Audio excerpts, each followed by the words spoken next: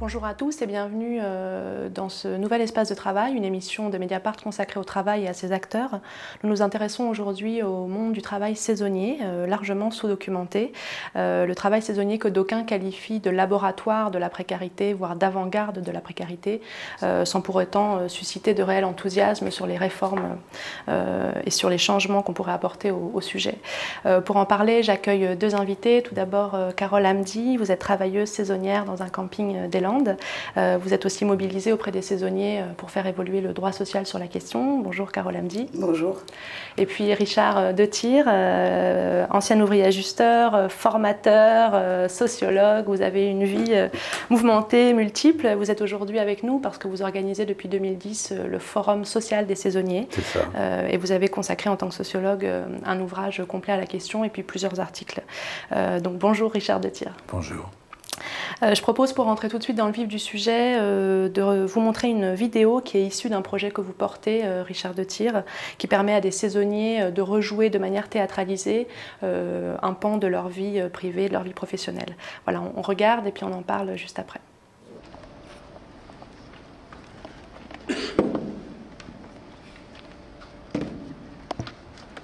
Sylvain, quand tu auras fini de nettoyer les tables, tu pourras descendre à la cave, la livraison est arrivée mais elle n'est pas rangée là. Ok. Sylvain, j'ai un souci avec la caisse. Je comprends pas, tu sais la reprogrammer toi? On dirait qu'elle marche pas tout le temps. Je dois bouger là, moi je reviens vers 18 h, ça ira? Si t'arrives pas, t'appelles l'entreprise qui nous loue les machines, il y a une maintenance. Ok. Au fait Sylvain, le commis ne vient pas ce soir, il faudra en trouver un autre, juste en remplacement, sinon tu peux le faire. Désolé hein, c'est la saison. Ouais, t'inquiète pas, ça fait 25 ans que je fais ça, t'inquiète pas. Ah, et tu pourrais t'occuper de vérifier les frigos, ils sont pas bien tenus par l'équipe de cuisine. Bon, et je cherche le cahier avec les températures, je le trouve pas là. Il faut leur dire qu'ils fassent gaffe, hein, si l'hygiène passe, on est mort. D'accord. Quoi, Sylvain? Quoi, c'est bon, qu'est-ce que tu veux me demander là? J'en peux plus. Tu sais ce que c'est ma vie? Ma vie, c'est des petits bouts de tout, des petits bouts de saison, des petits endroits pour dormir. Une année, j'ai dormi dans le sous-sol d'un restaurant. Des petits bouts de famille éparpillés. Je vois même pas mes enfants grandir. Je travaille 6 jours sur 7, 14 heures par jour. Et ça, j'en peux plus. J'en peux plus parce que je les vois même pas grandir. Et je vais là où il y a du travail. Et tu crois que je gagne plus? Non, tu parles parce que si je m'arrête, je n'ai aucune garantie que le patron me reprenne l'année d'après. Je n'ai pas le droit à la formation. J'en peux plus. Alors qu'est-ce que tu veux me demander là, maintenant, tout de suite? Qu'est-ce que tu veux me demander? Tu veux que je sorte les poubelles? Eh ben ça c'est fait, ma belle. Hey, du coup, je voulais juste t'inviter à boire un verre.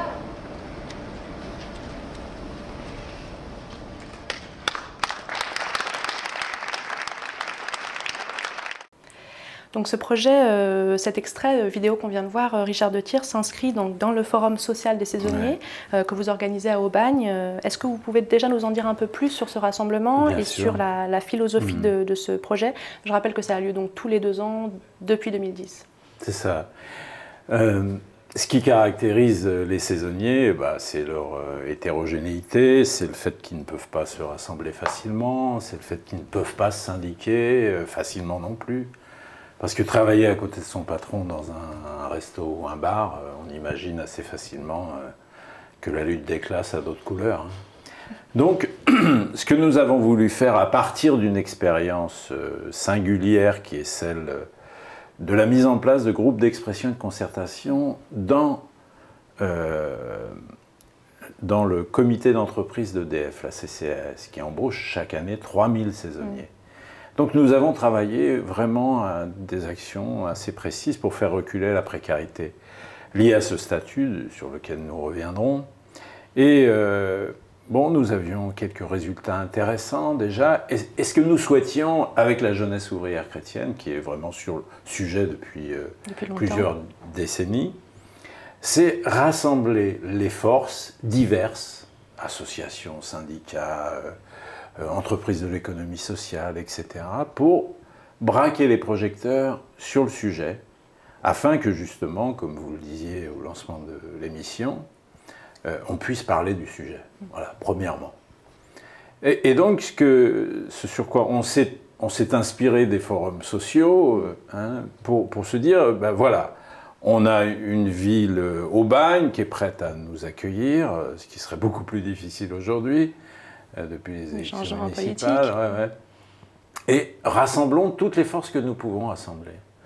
Et on l'a fait à un moment très précis, au moment où se négociait l'assurance chômage. C'est tous les 2 ans, donc l'UNEDIC était réunie avec ses partenaires sociaux afin de savoir à quelle sauce allaient manger les chômeurs.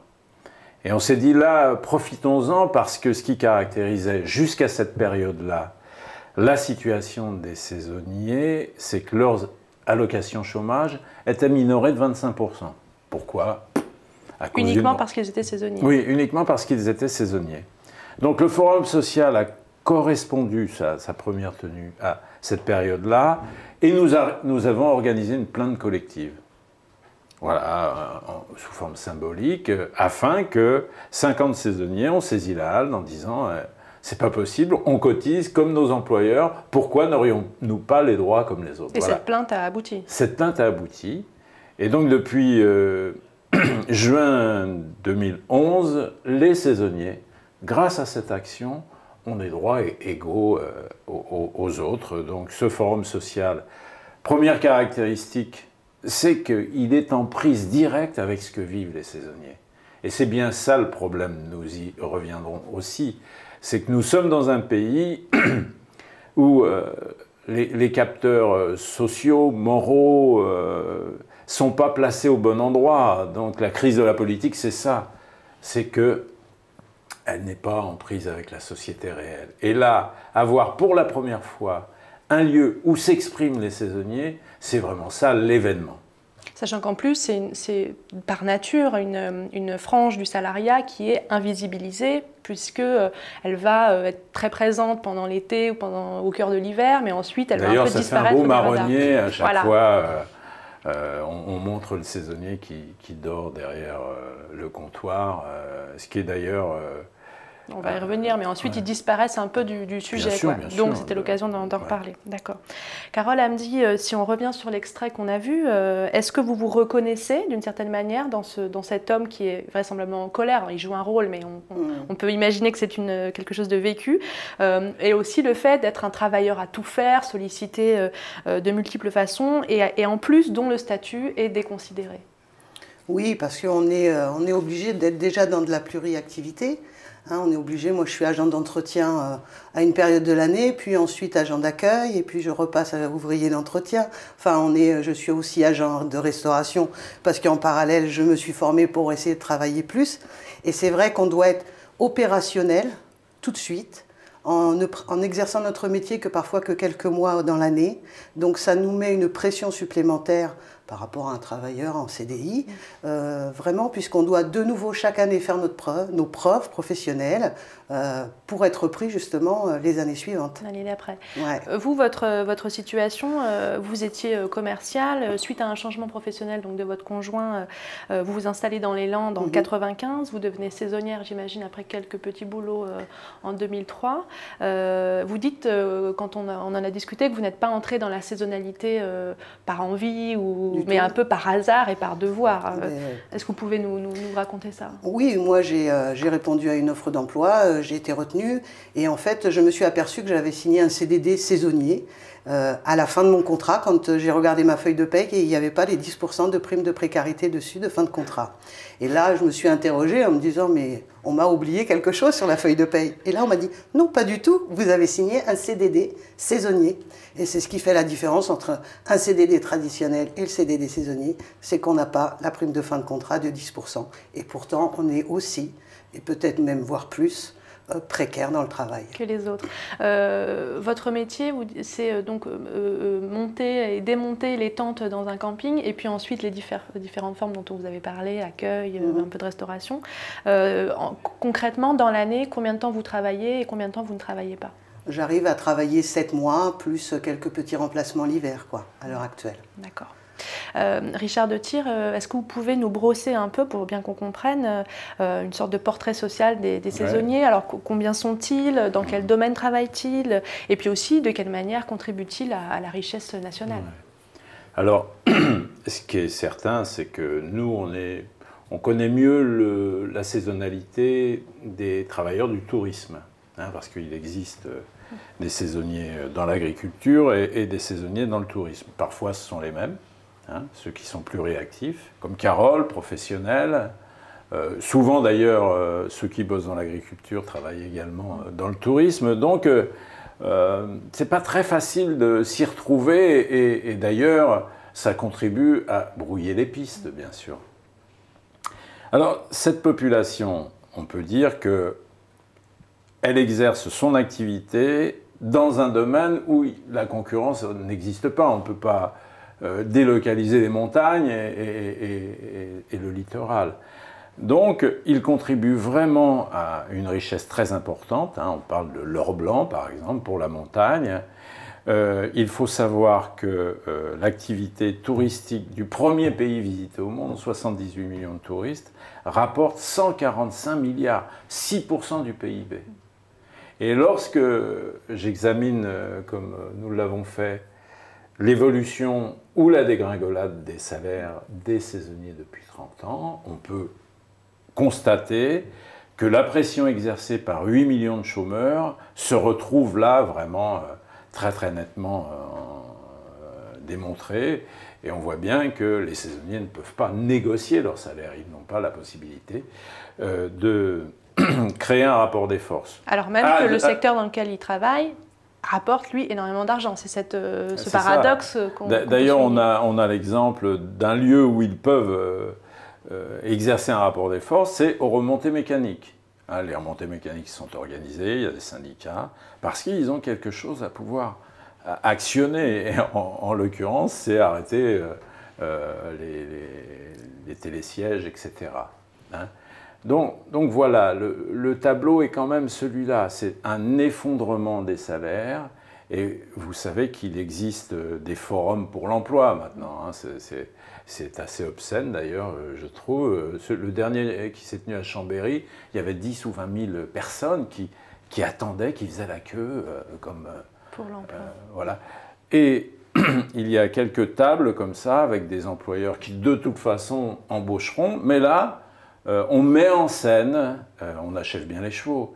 Et à la fin de ce forum, il y a un patron qui a dit « Ah, bah cette année, les saisonniers ne seront pas trop chers. » Parce qu'ils sont tous à la recherche, tellement à la recherche de l'emploi qu'ils ne sont pas très... Ce cynisme-là se retrouve sur les salaires, se retrouve sur les conditions de travail, se retrouve un petit peu partout. Hein, de chiffres, j'en ai tellement à vous proposer, mais cela, je crois, symbolise assez bien ce salariat extrêmement précaire. 25% des saisonniers n'ont pas les heures supplémentaires payées et bossent jusqu'à 70 heures par semaine. Et 16% n'ont pas de contrat de travail. Donc travaillent dans l'illégalité ? Bien sûr. Voilà. Donc ça, c'est quand même ce qui caractérise la situation des saisonniers dans la 4e ou 5e puissance économique mondiale, le premier pays visité au monde, qui a d'ailleurs, alors, une multitude de rapports, de préconisations depuis des années et des années. Je pense qu'on va y revenir. Tout à fait. Est-ce que on peut illustrer ça, Carole Hamdi, avec vous? Comment le fait de travailler donc en pointillé impacte votre vie personnelle? Dans quelle mesure vous arrivez à prévoir, à anticiper, je dirais même à partir en vacances, à avoir aussi un projet financier, peut-être sur le long terme, quand on est comme ça tributaire d'une saison, enfin d'un travail de saison? Non, on n'a pas de projection sur le long terme. On peut se projeter sur les 6 mois à venir de contrat de travail qui vont nous permettre de survivre les 6 mois d'après.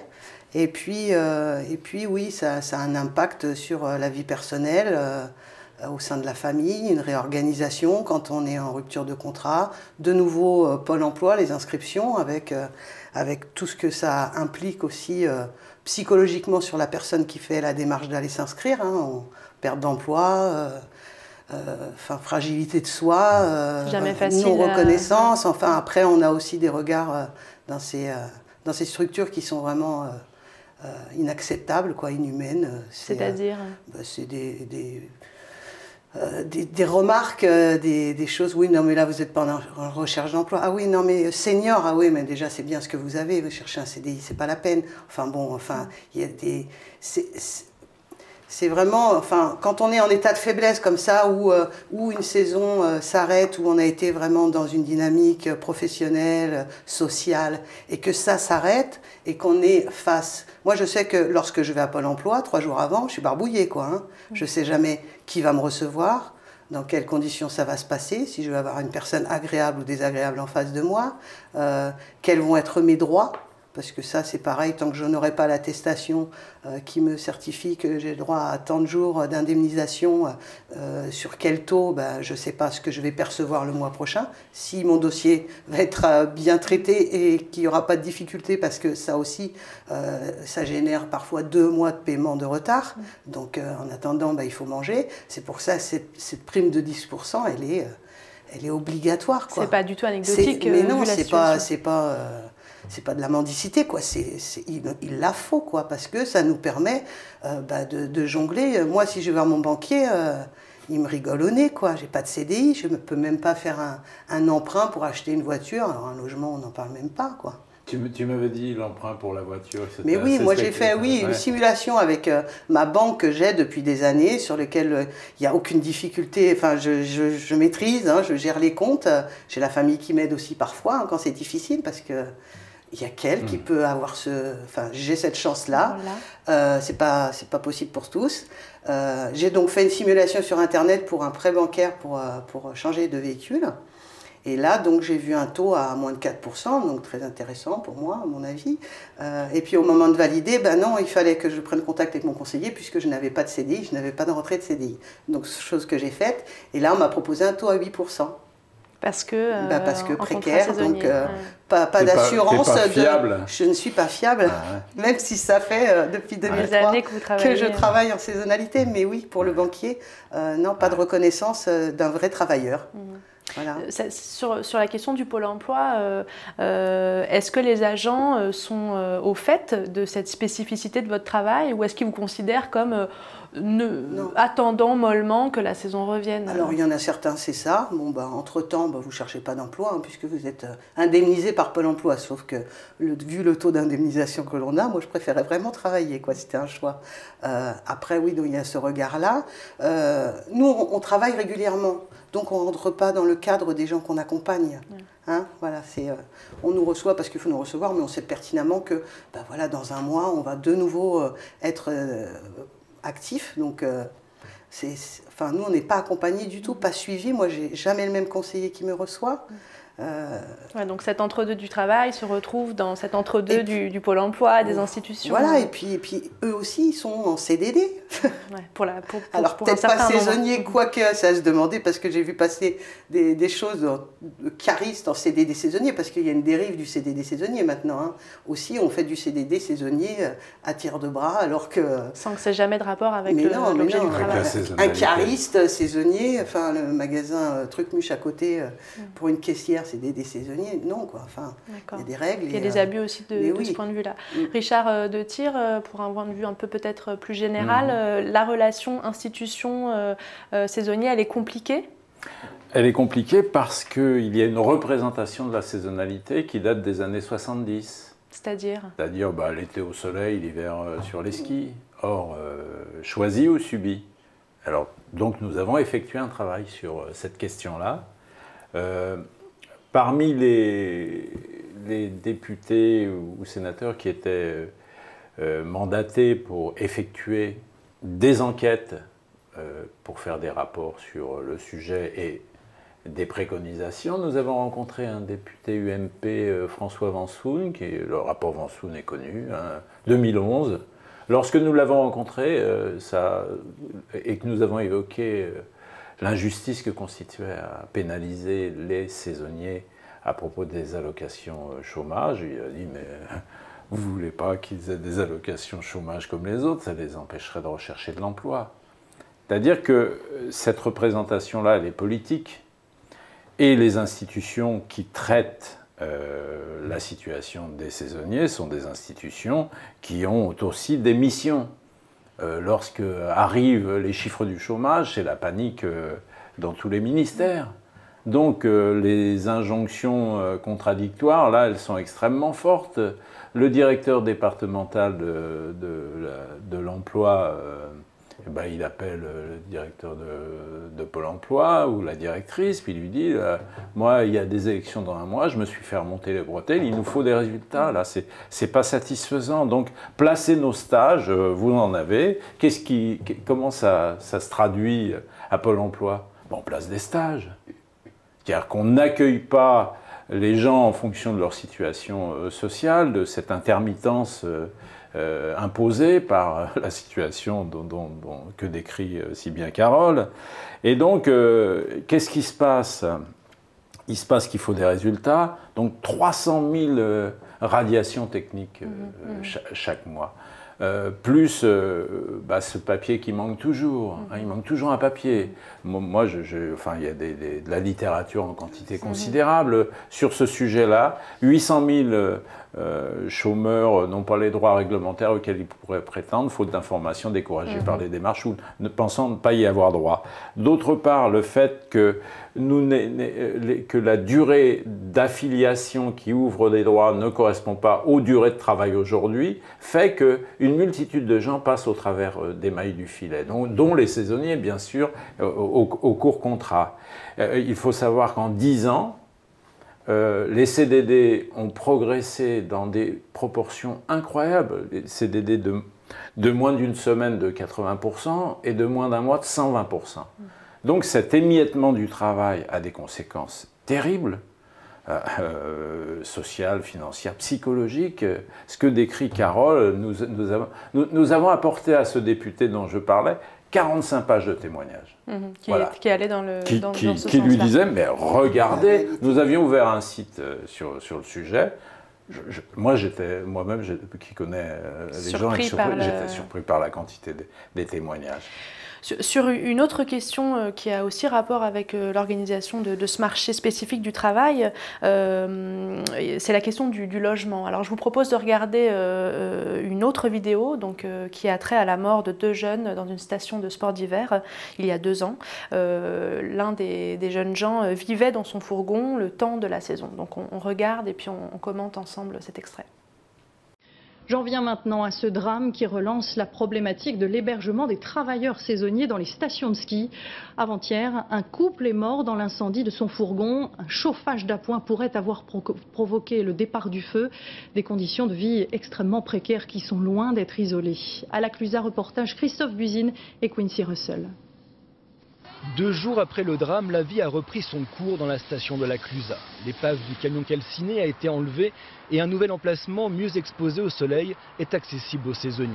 Des saisonniers qui revendiquent un style de vie, essentiellement pour des raisons financières, impossible de louer au mois des logements touristiques. Les propriétaires préfèrent toucher 1 000 € par semaine que de toucher 300-400 € par mois, par un saisonnier. Les logements, pour l'instant, ce qu'on nous a proposé, c'est le foyer des jeunes. Vos chiens, on n'en veut pas, vos camions, on n'en veut pas.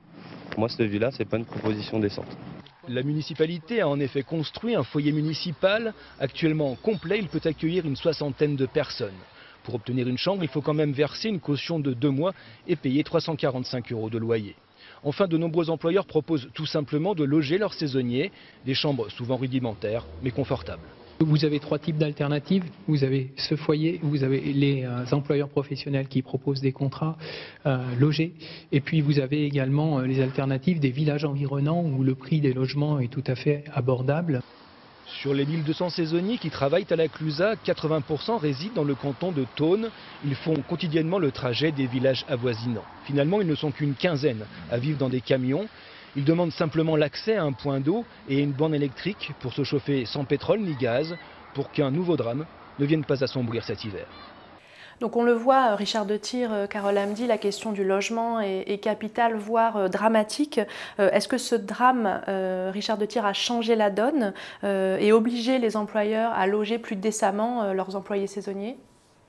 Non, et moi je suis toujours touché, ému, en colère. Parce que, qu'est-ce qu'a fait le maire de la Clusaz? il a fait un parking à la place et puis il n'y a pas de logement pour les saisonniers. Donc je crois aussi que c'est symbolique de la société dans laquelle nous vivons, c'est-à-dire cette absence de réflexion sociale de la collectivité qui bénéficie d'un vivier dans lequel on peut puiser comme ça, sans avoir en retour la responsabilité. Il faut quand même s'imaginer qu'il y a des jeunes qui traversent la France pour aller bosser là. À Val d'Isère, il y a 3500 saisonniers qui arrivent. Vous la voyez, la petite station? 3500. Le parking pour garer leur bagnole, c'est 450 € par mois. Ils consacrent plus de la moitié de leurs ressources au logement, pendant qu'il y en a qui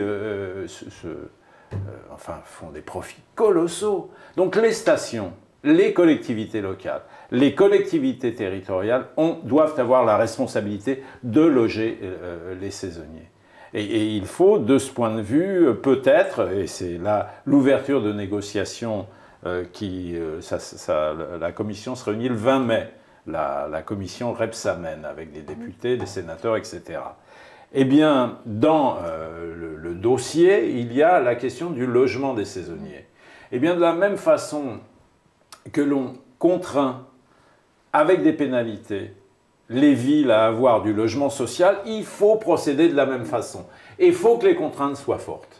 Sinon, elles ne seront pas... Sinon, bien sûr, vous avez gêné des stations comme la Clusa ou autres, ça va, ils ont la possibilité de payer. Mais si la contrainte est forte, moi je connais des petites stations où ils ont fait un FJT pour accueillir les saisonniers, où il y a des choses qui se font vraiment... Mais vu la quantité de ceux qui dorment dans des conditions épouvantables, enfin moi j'ai visité, y compris au Ménur et ailleurs, des gens qui dormaient dans des anciens frigos, etc. Les conditions sanitaires, il faut s'imaginer ce que veut dire une saison, c'est crevant. Dormir à 2, 3 ou 4 dans la même piole quand le cuistot rentre à telle heure ou qui... En horaire décalé. En horaire décalé, mais c'est épouvantable. Et donc, nous avons aussi des problèmes sanitaires sérieux. Par exemple, les addictions, les conduites addictives. Oui, il y a un bouquin qui va sortir sur lequel nous avons travaillé aussi. Être éloigné de sa famille, se retrouver dans des lieux festifs, avoir de mauvaises conditions de vie et d'hygiène, etc. Les saisonniers ont une santé dégradée, plus que les autres salariés. Nous en avons la preuve. Donc il y a là une responsabilité sociale auquel le gouvernement ne doit pas échapper. La loi, c'est la loi qui réglera la question. D'ailleurs, la loi Macron prouve que dans l'autre sens, on peut trouver le moyen d'alléger les difficultés des patrons à embaucher, à licencier. On pourrait retourner la chose quand même. Carole Hamdi, dans votre expérience personnelle, alors peut-être pour des populations plus jeunes qui viennent travailler de manière saisonnière dans un camping, quelles sont les conditions de logement? Est-ce qu'on a ce type de conditions indécentes à votre connaissance? Alors, pour moi, pour mon cas personnel, sur mon lieu de travail, ils sont accueillis décemment. Après, oui, j'ai connaissance de plein de dérives et ce que Richard n'a pas abordé aussi, c'est la gratuité du transport. À partir du moment où sur les stations où ils sont un peu excentrés du cœur de la station, le bus qui les emmène travailler chaque jour doit être gratuit, comme celui qui les amène de leur ville d'origine jusqu'à leur saison. C'est pareil, ça doit être pris en compte. Nous ils sont accueillis décemment.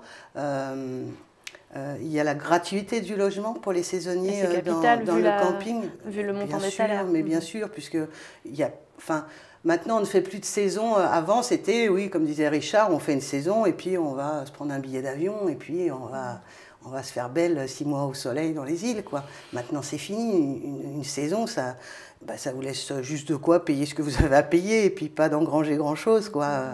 Un petit peu pour au cas où, et encore, c'est pas gagné sur certains campings, sur des sites où, voilà, il y a une participation au logement, il y a une participation à la nourriture.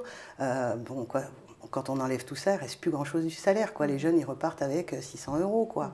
Sachant que ce n'est pas que des jeunes. Oui. Voilà, il y a aussi des gens dont c'est le travail. Voilà, donc ça c'est pareil aussi. un jeune, il va aimer avoir une coloc, partager peut-être un logement, ça ne va pas le déranger. Bon, une personne comme moi, une cinquantaine d'années, partager avec un petit jeune, bon, c'est pas toujours facile. On a peut-être besoin de plus de calme, plus de tranquillité, plus de sommeil. Et aussi ce mélange des populations, nous, il réside en toile, oui, il y a une proximité quand même des toiles. Voilà, le cuistot qui débauche à minuit, 1h, et puis l'agent d'entretien qui, lui, embauche à 6 le matin. Voilà, c'est difficile aussi à vivre. Et puis c'est ce lien qui se crée aussi sur ces centres, un lien affectif, professionnel aussi, mais pour la personne qui a peu de choses après le contrat, c'est difficile aussi cette rupture quand ça s'arrête. Quand ça s'arrête aussi, et ça c'est vraiment parfois très difficile pour certains à vivre. Il y a un état dépressif qui se met en place, hein, vraiment, on peut le dire, quoi. Oui, en plus vu la densité du travail. Oui, on est à fond, on est encadré, entouré.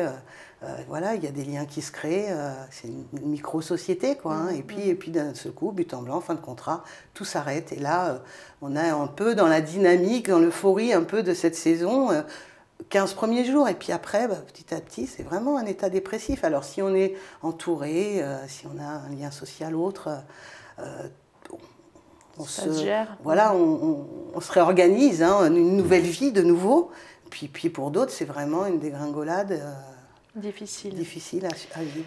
Ouais. L'autre question, vous l'avez abordée rapidement tous les deux, c'est la question de l'implication syndicale. Est-ce que vous, par exemple, Carole Hamdi, vous êtes syndiquée, ou est-ce que vous avez des contacts avec des représentants syndicaux? Est-ce qu'il y a des gens qui s'occupent de votre cas? Et puis, par ailleurs, comment on réussit à mobiliser des saisonniers qui sont par nature dispersés, qui travaillent sur un rythme découpé? Moi, en fait, c'est un peu au sein de mon camping, puisque j'ai quand même maintenant de l'ancienneté. Donc, c'est vrai que ce lien, je le fais par l'échange, et j'essaye de sensibiliser justement les saisonniers aux problèmes qu'on rencontre sur ces contrats, et la force que l'on aurait de s'associer et de porter plus haut nos revendications.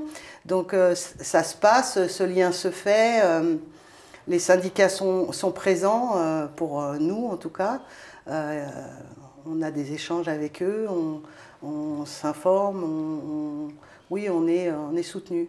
Vous êtes soutenu. Richard de Tyr, de manière pareille, plus globale, est-ce qu'il y a une implication syndicale dans ce domaine-là? Le problème est plus profond que ça. Hein. Implication syndicale, une volonté sans doute, mais on est confronté à quelque chose qui maintenant s'est installé depuis de nombreuses années. C'est que, en gros, à l'ère du plein emploi, on a su s'organiser pour lutter contre l'exploitation. Dans le cadre de l'entreprise traditionnelle, à l'ère du plein emploi, on n'est plus dans cette société-là. Donc le syndicalisme doit procéder à une véritable mutation dans des conditions difficiles. Ces conditions difficiles sont celles du chômage de masse. Hein, voilà. Pour arriver à toucher cette population. À toucher cette population. Et je crois qu'il y a besoin d'une impulsion politique aussi. C'est-à-dire que les signes très nets de l'État en la matière, favorisant par exemple la création partout de maisons de saisonniers, où on pourrait tenir des permanences, informer sur les droits, accompagner dans les démarches, avoir du point logement, remplir les papiers, tout ce qui est nécessaire. Ça commence à se faire, ceci dit. Oui, sauf qu'il n'y en a pas beaucoup, et elles ont très peu de moyens, et d'autre part, elles dépendent des collectivités locales. Donc alors là, l'aléatoire, on a des régions, des lieux entiers, il y a quoi, 35, 40 maisons des saisonniers en France. Il en faudrait 100, 150 au moins dans un premier temps.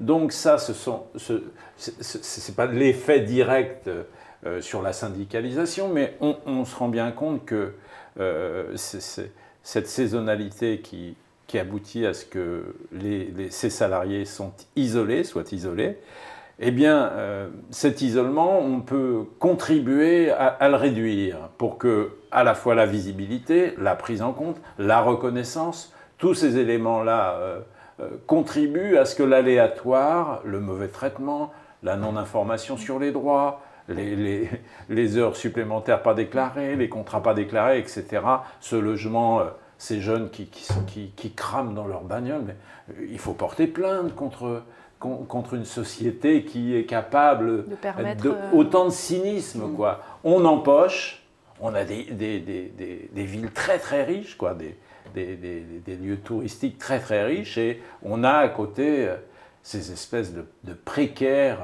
qu'on méprise et dont on tord le jus jusqu'à la mort. Donc vraiment là, ce gouvernement socialiste doit faire quelque chose en la matière, il en a la responsabilité. Nous avons vérifié que seule la loi, là en la matière, pouvait contraindre, et d'ailleurs la loi Montagne qui date de 85 et qui régit un peu... et qui régit l'ensemble des questions. Il y avait un volet salarié saisonnier qui est resté flottant. C'est pour ça qu'on s'est retrouvé avec une multitude de rapports depuis 1999 avec Anicet Le Pors, ces 31 propositions qui n'ont quasiment pas été appliquées. On va revenir sur ce rapport parce que, donc effectivement, Anicet Le Pors, ancien ministre sous Mauroy, conseiller d'État, réalise donc en 1999, me semble-t-il, un rapport qui a fait date sur la pluriactivité, la saisonnalité, avec une série de propositions concrètes donc, dont vous parlez, pour simplifier la vie des saisonniers. 15 ans plus tard, on peut dire que les choses n'ont pas vraiment évolué. Alors comment expliquer la multitude de rapports non écoutés, l'inertie politique sur cette question-là, que moi, qui fait écho, je trouve, à la question de l'intermittence. Dans l'intermittence, il y a eu une multitude de réformes, une multitude de débats, et on est aussi sur du travail qui est découpé. Et voilà. Donc, est-ce que c'est-à-dire que le tourisme, l'agriculture sont moins nobles que la culture, et donc on ne s'intéresse pas au sort de ces salariés? En tout cas, comment expliquer l'absence de transformation?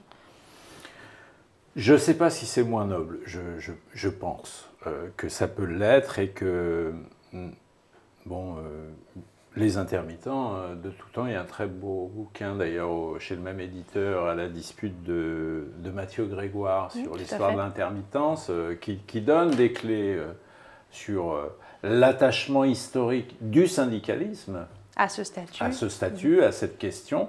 Les moyens assez politiques, assez importants, bon, et puis les figures emblématiques de Villars, en passant par Vitesse, etc., tous ceux qui ont contribué au rayonnement de la France, etc., etc. Là, on en est loin. Pas, là, on est en effet dans la soute. Ce sont des soutiers qui ont des gants blancs pour servir les touristes. C'est quand même ça, la figure du saisonnier. Et donc,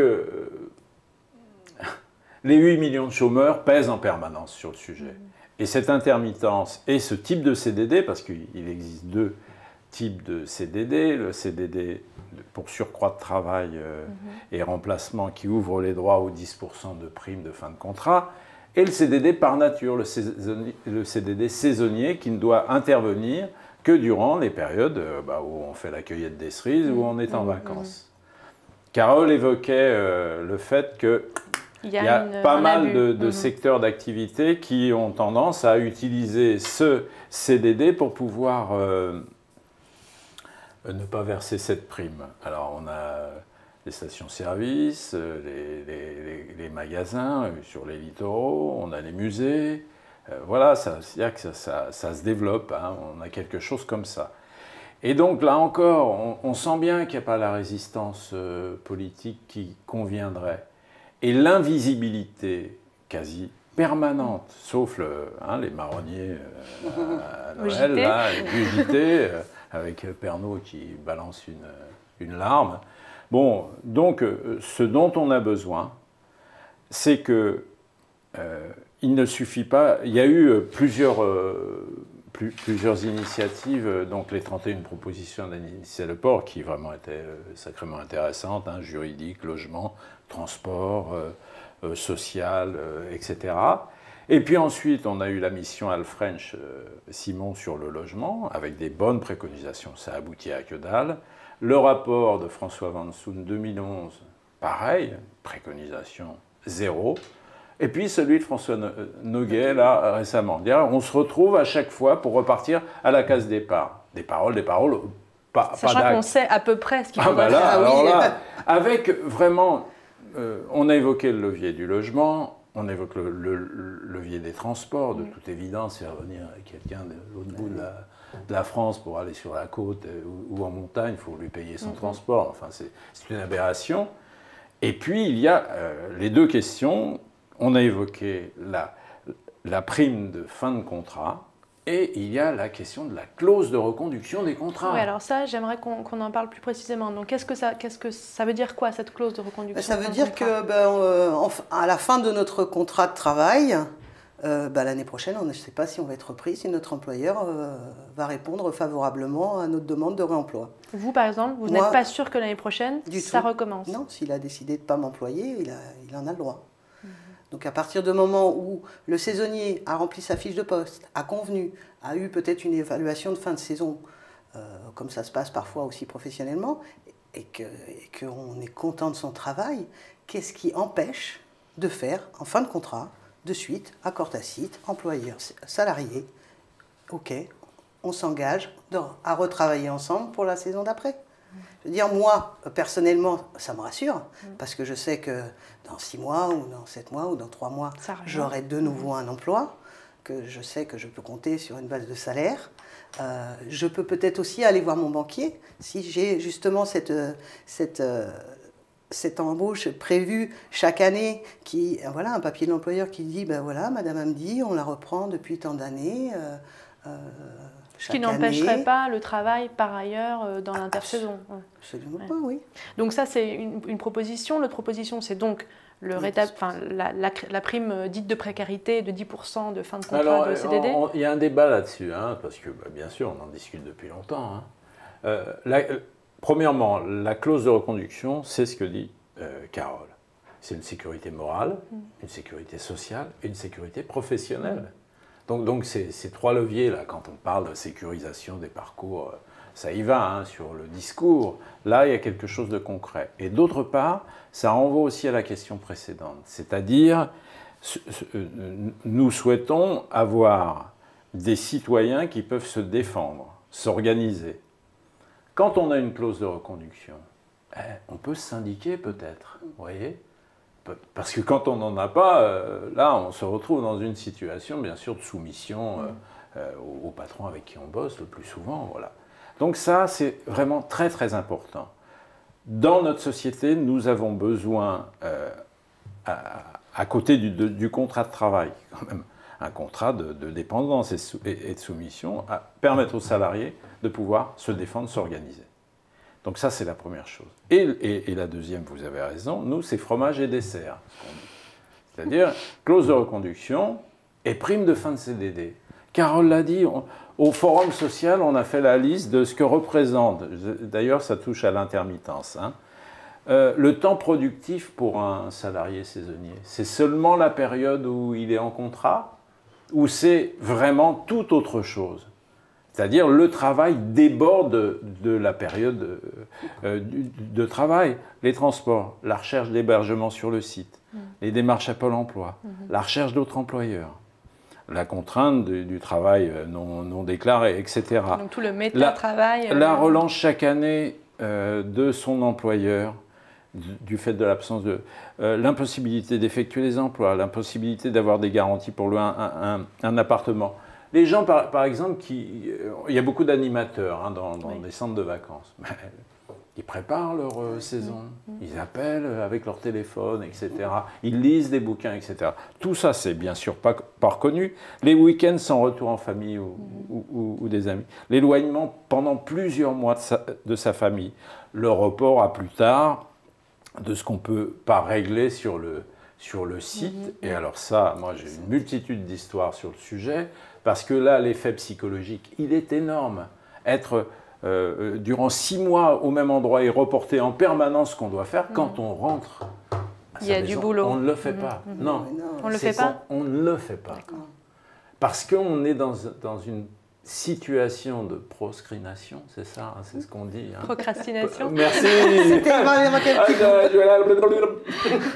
Où on reporte toujours et on a pris l'habitude de reporter. Et ça, on a une multitude de témoignages dans ce bouquin et dans d'autres. Donc là, si on fait un peu un état des lieux, donc pour vous, la saison commence, Carole, j'imagine. Oui, WAP elle a commencé, oui. D'accord. Donc ça, c'est pour vous, Carole, mais sur le plan législatif, les évolutions, ce dont on parle, là, pourraient être intégrées donc, dans la loi, la révision de la loi montagne. Au niveau législatif, qui est-ce qui porte ça? Et puis, est-ce qu'il y a une chance que ça soit écouté par le gouvernement actuel?